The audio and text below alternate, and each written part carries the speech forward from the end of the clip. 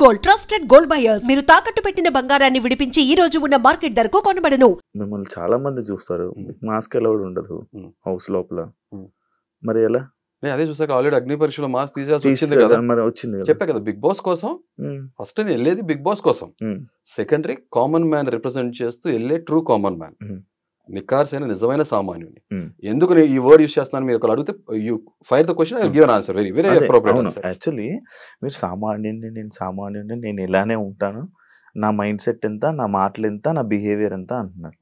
కానీ మీరు మాట్లాడుతున్నప్పుడు కానీ, మిమ్మల్ని మీరు రిప్రజెంట్ చేసుకుంటున్నప్పుడు కానీ, ఈయన ఏదో కావాలని చేస్తున్నాడేమో అని ఒక యాంగిల్లో కొంతమంది ఉన్నారు. ఒక యాంగిల్లో అంటే ఏదో ఇంట్రెస్టింగ్ క్యారెక్టర్లా ఉన్నాడు.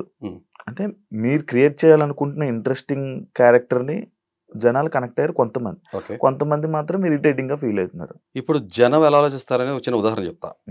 పెన్ తీసుకుని ఇక్కడ 6 రాసుకుంటా, ఇది నాకు 6, ఇది మీకు 9, ఏది రైట్ రాంగ్ అంటే ఏం చెప్తాం మనం శివ? అది చూడడానికి బాగుంటది, మాట్లాడే కాదు, వాస్తవం చెప్తున్నా. ప్రతి మనిషి బ్రెయిన్ తనకు అనుకూలంగా చెప్తుంది, అవునా?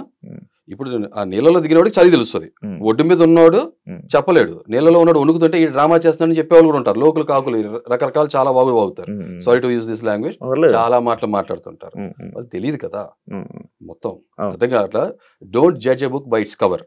నేనేమన్నా టేబుల్ బుక్ నా 10 పేజీలు ఉన్నాయి అక్కడ తిప్పేసి తెలిసేసుకుంటాకి, భగవద్గీత, ఖురాన్, ఓకే, బైబుల్ లాగా ఏం చదవాలి నాకేం తెలియదు అంటే నేను చెప్తాను ఫ్లోగా. లేకపోతే డిక్షనరీ అనుకోండి, ఆక్స్ఫర్డ్ డిక్షనరీ అనుకోండి, చదువుతానికి తెలుసుకోవడానికి చాలా ఉంటాయి. Got it, simple. సో కాబట్టి ఎలా జడ్జ్ చేస్తాను నన్ను? నేను జడ్జెస్ దగ్గర అదే అన్నా, యూ కెనాట్ జడ్జ్. ఒక జీవితకాలం పడుతుంది ఒక మనిషి గురించి తెలుసుకోవాలంటే. రేపు మీరు మ్యారేజ్ చేసుకున్నాక మీ వైఫ్ గురించి మీకు పూర్తి తెలుసు అనుకుంటే అవివేకం ఎవరికైనా, అవునా? ఇప్పుడు బయట మాట్లాడడానికి బాగానే ఉంటున్నాయి, నేను అదే చెప్తున్నా. ఇది ఒక గేమ్ షో. ఇప్పుడు నిన్ను ఒకటి జడ్జ్ చేయకుండా నీకు ఓటేలుగా వేస్తాడు. నన్ను తెలుసుకుని వచ్చేయమన్నా. ఒపీనియన్ వేరు, జడ్జ్ చేయటం వేరు. ఒపీనియన్స్ మారుతుంటాయి, సిచ్యువేషన్ కండిషన్ తగ్గట్టు, ఒక పరిస్థితులు తగ్గట్టు, ఒక రోజు తగ్గట్టు ఒపీనియన్ మారుతుంది. ఎప్పుడైనా సరే ఏ మనిషి చేయాల్సింది ఏంటంటే ఎదురు మనిషిని జడ్జి చేయొద్దు, ఒపీనియన్ క్రియేట్ చేసుకోండి, ఒక అభిప్రాయం, తీర్మానం చేయొద్దు ఈ మనిషి ఇంతే అని. మనం అలా తీర్మానం చేయగలదు, చెప్తాను కదా, ఎవరు మనం జడ్జ్ చేయలేము. అంటే నన్ను నాలాగా చూసినప్పుడు ఆటోమేటిక్ ఓటేస్తారు శివ. అవును, నన్ను నాలాగా నేను ఒక మాట ఇప్పుడు ఈ పాయింట్కి వచ్చినప్పుడు నేను చెప్తా. ఫస్ట్ ఆ టాస్క్ వెళ్దాము డైరెక్ట్ పాయింట్. ఫస్ట్ ప్లేస్ కి నేను ఎందుకు డిజర్వ్ చేస్తాను అన్నప్పుడు ఆ రోజు నేను ఈ పాయింట్స్ పెట్టాలనుకోలేదు, ఎందుకంటే నాకు ఎంపతి సింపతి చూపించిన టాస్క్ నేను ఆ పొజిషన్ వెళ్ళాలనుకోండి. బట్ నీకు చాలా కన్స్ట్రక్టివ్ గా చెప్తా. ఇప్పుడు వచ్చిన వాళ్ళందరూ ఇన్ఫ్లుయెన్సర్స్, చాలా మెజారిటీ ఆఫ్ పీపుల్ ఇన్ఫ్లుయెన్సర్స్ ఉన్నారు. ఆ టాపిక్ కూడా మాట్లాడతా, ఆ టాపిక్ కూడా చెప్తా. వచ్చినప్పుడు వాళ్ళ లైఫ్ ఏదో సాధించి అచీవ్ చేసి వచ్చారు.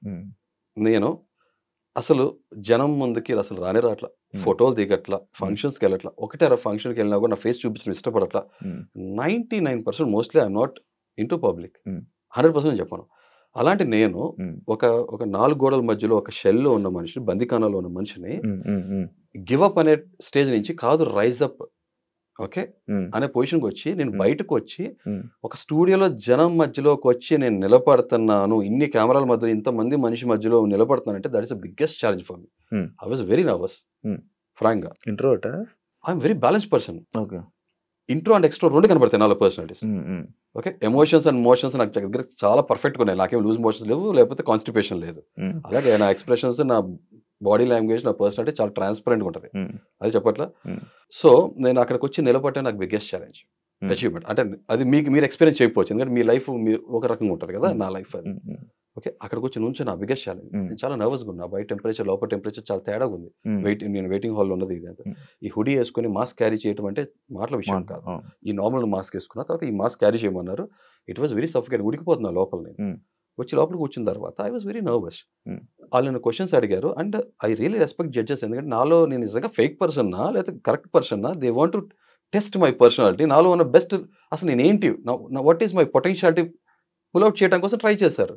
జస్ట్ లైక్ మీ, నేను కూడా కాలేజ్లో క్రికెట్ ఛాంపియన్గా ఉన్నప్పుడు లేదా క్రికెట్ లీడర్ కెప్టెన్గా ఉన్నప్పుడు నాకు బెస్ట్ టీం కావాలి అనుకున్నప్పుడు ఎవరిలో స్ట్రెంగ్స్ ఏంటో తెలుసుకుంటా కదా, వాళ్ళు అదే చేశారు. సో ఈ ప్రాసెస్ లో ఎవరైతే మనం ట్రై చేశారో ఇది నా అచీవ్మెంట్ ఫస్ట్. 2 నా నిజాయితీ. నాకు అక్కడ చాయిస్ ఆప్షన్ ఉంది. ఇప్పుడు కోపం నా నిజాయితీగా ఉన్నదో చెప్పా, అంటే పెరిగిన వాతావరణం, నా బాల్యం అంతా కూడా అలా ఉంది కాబట్టి సమాజం ఇది చెప్పా కదా, కొంచెం నాకు ఈ పేట్రియట్ భావాలు, సమాజం, సొసైటీ అన్ని కన్సర్న్స్ ఎక్కువ ఉంటాయి.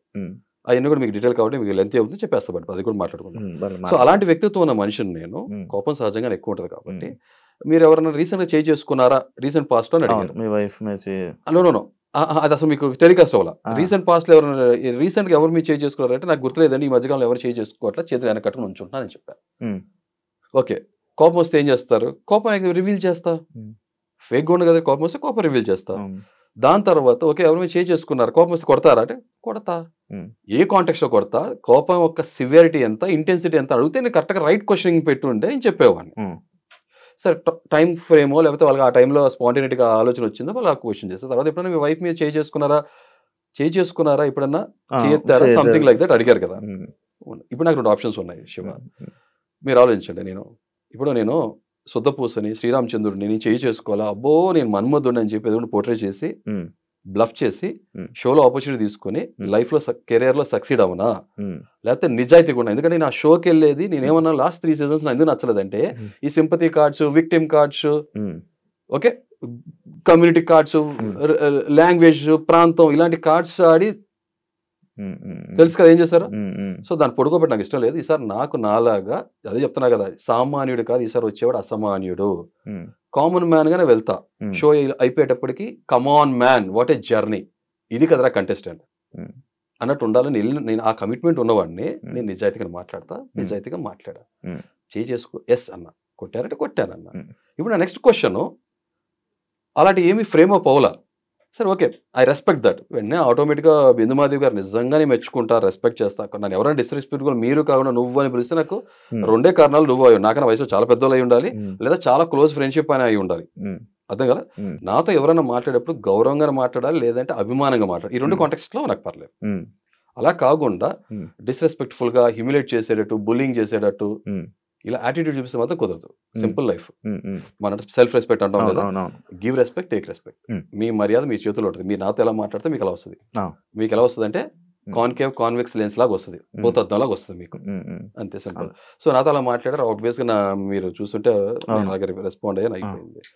సో ఇప్పుడు నాకు ఇది 2వ రీజన్. ఇప్పుడు ఇక్కడ బయట జనం నన్ను చాలా బాగా జడ్జ్ చేస్తున్నారు. ఏదో వైఫ్ బీటర్ అన్నట్టు పోర్ట్రే చేస్తున్నారు. వైఫ్ బీటర్ ఏదైనా గుళ్ళో గంట, పొద్దున సాయంత్రం టక్ టంగ్ టంగ్ టంగ్ కొట్టడానికి, స్కూల్లో గంట పొద్దున కింద పైన కొట్టేసేయడానికి. అవతల మనుషులు కదా, చదువుకున్న వాళ్ళు కదా, ప్రేమించినా కూడా నన్ను పెళ్లి చేసుకున్న అమ్మాయి లేదా మా ఇద్దరు పెళ్లి చేసుకున్నప్పుడు తర్వాత రేపు పొద్దున ఎనీ పాయింట్ ఆఫ్ టైం తను వెళ్ళిపోద్ది కదా. నాతో ఎందుకు ఉండాలి? 20 సంవత్సరాలు మా పరిచయం, ఇప్పుడు 2005 మా ఫస్ట్ పరిచయం. ఎందుకు నాతో ఉండాలి? చిన్న కామన్ సెన్స్ తో అందరికి అర్థమైపోవాలి. తను ఒక పాపం దెబ్బతిన్న మనిషి, శారీరకంగా మానసికంగా బాధపడి ఉంటుంది. కొట్టినవాడు ఆడవాళ్ళు కళ్ళ నీళ్లు పెట్టి ప్రదర్శించి వాళ్ళ ఎమోషన్ చూపిస్తారు. చాలా మంది మగాళ్ళు బాధపడతారు, బయటికి చూపించారు అంతే. నేను నా దృష్టిలో ఎంత దిగజారిపోయి ఉంటాను, నేను ఎన్నిసార్లు నేను తిట్టుకుని ఉంటాను, ఏంటిలా అని మరి అది కనపడదు కదా. అయినా ఇంకో విషయం, మొగుడు పిల్లల మధ్యలో ఎవరు రాకూడదు, గాలే రాకూడదు, 3వ వ్యక్తి లేకపోతే షో ఫార్మాట్ వచ్చింది. బట్ నేను నిజాయితీగా ఉండాలి కాబట్టి నా కన్విక్షన్, నా నిబద్ధత క్లియర్ గా నేను ఎంత ముక్కుసూటి కూడా తెలియజేస్తాను. చాలా మంది బయట జడ్జ్ చేస్తున్నారు. ఇప్పుడు 2 సెట్ ఆఫ్ పీపుల్ ఉన్నారు. ఇప్పుడు నాకు సింపతి విక్టిమ్ కార్డు అని చెప్పాను కదా, అందుకనే నేను గుడి చేయించినప్పుడు కూడా మీరు ఎవరి దగ్గర సింపతి ఏమైనా కోరుకోవాలి, ఆ పాయింట్ ఎత్తి అసలు నేను మాట్లాడాల. ఓకే, అది కానీ ఇప్పుడు వచ్చింది కాబట్టి కాంటాక్ట్ చెప్పేస్తాను చాలా constructive, why I deserve first place అనేది షోస్ కన్ఫైన్ అయ్యి చెప్తా. సో మా మిస్సెస్ నన్ను ఒక మాట అడిగింది, కన్నా ఇంటికి వచ్చిన తర్వాత కన్నీటితో స్వాగతం పలికింది, ఏంటిదని. ఇది గుండు విషయం. దానికి ముందు నేను ఈ విషయం చెప్పా, కన్నా ఇలా వచ్చింది, ఇలా జరిగింది, ఇలా ఇవాళ ఇలా అన్నాను అన్నప్పుడు ఒకటే మాట ఉంది, 4 గోడల మధ్యలో జరిగిన విషయం ప్రపంచానికి తెలియజేయాల్సిన అవసరం ఏంటి? 3 పిల్లలన్నా చాలా ఉంటాయి, 1.25 లక్షలు అందరూ చెప్పుకుంటారు, ఎవరు చెప్పుకోరు కదా, నేను చెప్పేవాను. అందరూ నేను వేరు కదా అన్న, అందుకే నువ్వు నన్ను ఇష్టపడింది. She don't have any answer. ఇంకో మాట ఉంది, నాకు ఒక ప్రొఫెషనల్ లైఫ్ బయట ఉంది కదా, షీఈ్ వర్కింగ్ ఉమెన్, నాకు ఒక ప్రొఫెషనల్ లైఫ్ ఉంది, నాకు పర్సనల్ లైఫ్ ఉంది, మా చుట్టాలు వీళ్ళందరికీ కూడా నేను ఒక ఆన్సరబుల్ పర్సన్ కదా, డోంట్ వరీ కన్నా. ఇవాళ రోజు జడ్జ్ చేసి జనం ఎవరైతే ఉన్నారో రేపొద్దున వాళ్ళే ఒపీనియన్ మార్చుకుంటారు. అందరికీ ఏదో ఒకటి డార్క్ సైడో లేకపోతే గురివింజ కిందకి దాని కింద ఉన్న నలుపు దానికి చూసుకోవాలి, ప్రపంచాన్ని మాత్రం చెప్తానికి ముందుకు వచ్చేస్తుంది. సో కాబట్టి ఇప్పుడు 2 రకాల జనం చూస్తున్నారు. ఒకళ్ళు నన్ను హేట్ చేసేవాళ్ళు, భార్యని చేసుకుని కొట్టేస్తే ఒక్కసారి జరిగింది సరే దాన్ని డిఫెండ్ చేసుకోండి, ఒక్కసారైనా 2 సార్లైనా ఎన్నిసార్లు కొట్టడం తప్పే. నేనే అంగీకరించి నేనే బాధపడుతున్నా. మా ఇద్దరికి అంత బాధ ఉన్నప్పుడు 3వ వ్యక్తిగా తనకు పాపం ఒక ఆడమ్మాయి ఆడాము కాబట్టి తను అలా రియాక్ట్ అవటంలో తప్పేం లేదు.